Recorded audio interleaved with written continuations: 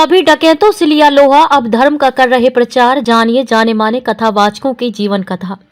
खरमास प्रारंभ होते ही मुंबई और सटे उपनगर में श्री राम कथा और श्रीमद् भागवत कथा के बयार चल रहे हैं। मुंबई महानगर क्षेत्र के लगभग हर हिस्से में कथा हो रही है। इसमें बड़ी संख्या में लोग कथा सुनने पहुंच रहे हैं। ये कथावाचक जगत गुरु से लेकर गृहस्थ आश्रम वाले भी कर रहे हैं। इसमें हर लोगों की अपनी रुचि है। कोई बचपन में कथा सुनकर प्रेरित हुए तो कोई 16 साल की उम्र में कथा वाचन करने लगे।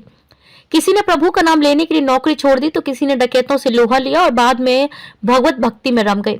कथावाचकों के मुताबिक जीवन में कब टर्निंग पॉइंट आ जाए ये कोई नहीं कह सकता है।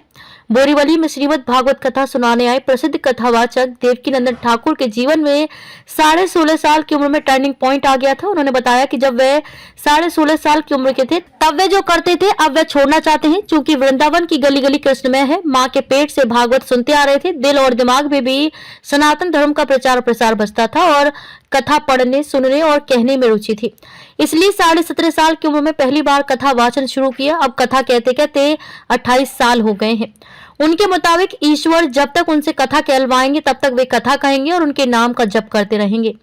जगत गुरु स्वामी राम भद्राचार्य महाराज का मलाड में कथा संपन्न हुई। वे जब 2 महीने के थे उनकी आंखों की रोशनी चली गई थी।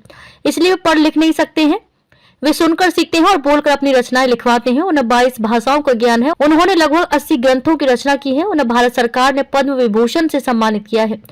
उन्होंने राम मंदिर की कोर्ट में सुनवाई के दौरान साक्ष्य दिए थे। आज नवनिर्मित राम मंदिर में प्राण प्रतिष्ठा होने वाली है। साथ ही इस साल महाराज अपना जन्म अमृत महोत्सव मना रहे हैं, जिसका आयोजन अयोध्या में 14 जनवरी से किया गया है। कांदिवली में श्रीमद् भागवत कथा कहने आए स्वामी नारायणानंद तीर्थ का मूल नाम राम नारायण था। जेएनयू से एमए हिंदी की पढ़ाई करने के बाद उनका दरोगा के रूप में चयन हुआ था, लेकिन उन्हें ये नौकरी रास नहीं आई।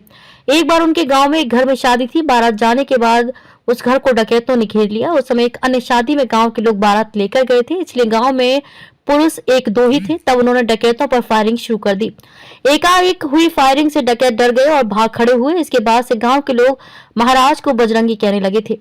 डोंबिवली में अयोध्या से कथा कहने आए लवकुश महाराज ने कहा कि 12 साल का था तब गुरुकुल में पढ़ने की इच्छा जागृत हुई। इसके बाद गुरुकुल में रहते हुए अध्ययन किया और आचार्य की पढ़ाई करने के बाद कथा कहना शुरू किया। 13 साल कथा करते हुए हो गए हैं। कथा और जीवन को देखते हुए समझ आता है कि भौतिक सुविधा की माया में लोग फंसे हुए हैं, लेकिन जब वे परेशान होते हैं तो उन्हें ईश्वर की याद आती है।